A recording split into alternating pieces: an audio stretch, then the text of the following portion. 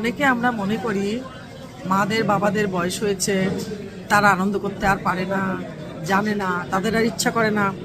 আমি বলবো একদম ভুল ধারণা। এই কারণে আমি আমার মাকে দিয়েই জিনিসগুলো বুঝতে পারি।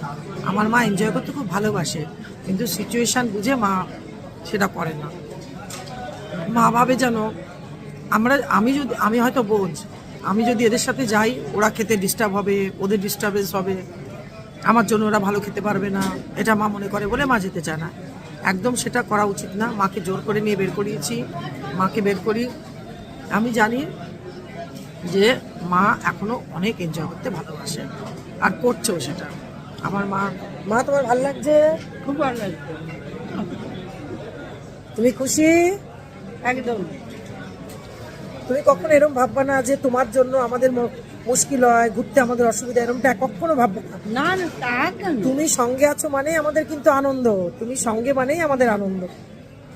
এটা এই তো। সবসময় মাথার মধ্যে রাখবে তুমি।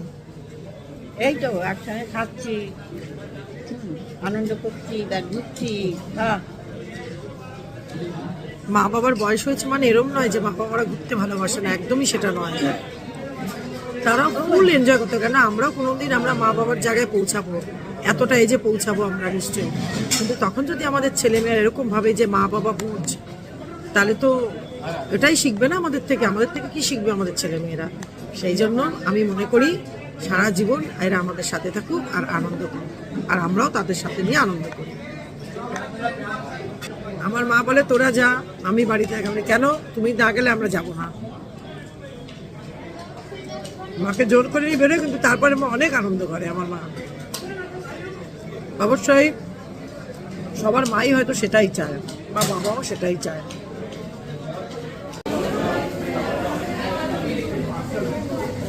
না না, খাও খাও,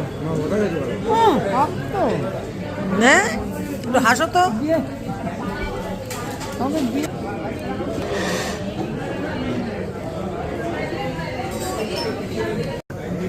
তোমার জন্য এসছে, কোনো পেঁয়াজ নেই, রসুন নেই, কিচ্ছু নেই, তোমায় খেতে হবে, খাও।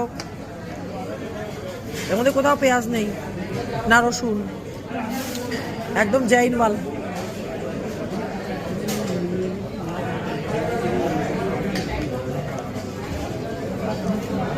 কি ভালো ভালো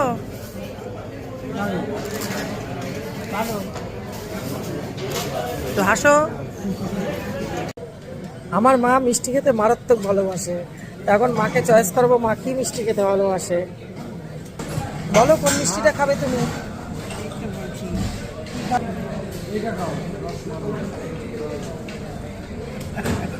তাহলে খাই একটাই, যে কোনো